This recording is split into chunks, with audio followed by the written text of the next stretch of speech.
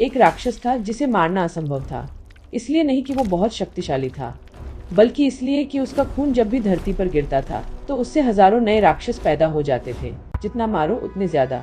देवता थक गए, हार मान गए, और तब माँ ने एक ऐसा रूप धारण किया जो आज तक का सबसे भयंकर रूप माना जाता है। यह है नवरात्रि के 7वें दिन की देवी माँ कालरात्रि की कहानी। लेकिन पहले यह समझना जरूरी है कि यह नौबत आई कैसे। कहानी शुरू होती है दो भाइयों से, शुंभ और निशुंभ। दोनों ने घोर तपस्या करके ब्रह्मा जी से वरदान प्राप्त किया था कि कोई भी देवता या पुरुष उन्हें नहीं मार सकता, और उस वरदान की आड़ में उन्होंने स्वर्ग पर आक्रमण कर दिया, देवताओं को खदेड़ दिया, तीनों लोकों में आतंक फैला दिया। देवता एक बार फिर बेघर हो गए। तब माँ दुर्गा प्रकट हुई। शुंभ ने जब माँ की सुंदरता के बारे में सुना तो उसने अपने दो सेनापतियों को भेजा, चंड और मुंड। वो माँ के पास एक प्रस्ताव लेकर आए कि शुंभ से विवाह कर लो। माँ ने मना किया, और उस मना करने पर चंड और मुंड ने माँ पर आक्रमण कर दिया। माँ के भीतर से एक काली भयंकर शक्ति प्रकट हुई। शक्ति ने चंड और मुंड का वध कर दिया। इसीलिए माँ का एक नाम चामुंडा भी है। लेकिन शुंभ निशुंभ का असली हथियार अभी बाकी था।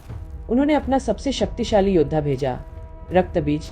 उसके पास एक अद्भुत और भयानक शक्ति थी। उसका खून जब भी धरती पर गिरता तो उससे हजारों नए रक्तबीज पैदा हो जाते, एक ही पल में। देवताओं ने उससे लड़ने की कोशिश की। जितना लड़े उतने नए रक्तबीज पैदा होते गए। युद्ध का मैदान रक्तबीजों से पट गया। यह देखकर माँ दुर्गा समझ गई कि इसे साधारण तरीके से नहीं हराया जा सकता। तब माँ ने एक ऐसा रूप धारण किया जो ब्रह्मांड ने पहले कभी नहीं देखा था।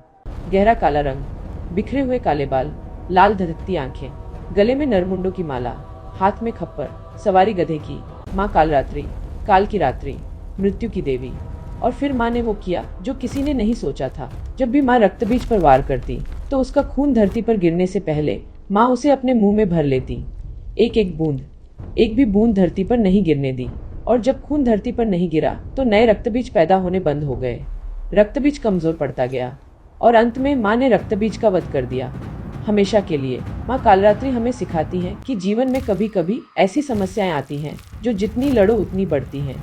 उन्हें सीधे लड़कर नहीं, समझदारी से हराना पड़ता है। जैसे माँ ने रक्तबीज का खून धरती पर नहीं गिरने दिया। कभी कभी समस्या की जड़ को समझना पड़ता है।